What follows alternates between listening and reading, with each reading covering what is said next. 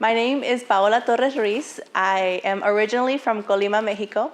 I was brought by my mother to the United States when I was 5 years old.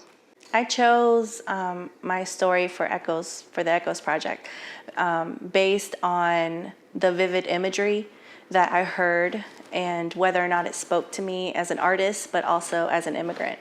So when I heard Carmela's story, the way that she expressed all the different feelings that she had, along with all of the imagery that she saw. She talks about, how her hands were full of puas or espinas, or I don't know how do you say it in English? Thorns. Thorns, yes. So Carmela talks about how her hands were covered in thorns, and as soon as I heard her say that, it just brought to my mind exactly what that would look like in an image. And so when she kept making all of these, when she kept talking about all of this imagery, it reminded me of the game of La Loteria.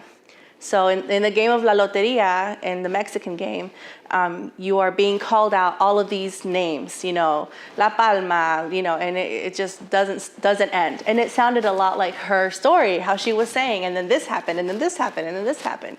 So immediately, I instantly knew what I was gonna do for that project. So choosing her story was very easy because that was the one that everything made sense to me. It's not just La Loteria, but the fact that I was brought over whenever I was 5. That border crossing, I was so young and I don't have memories of that border crossing.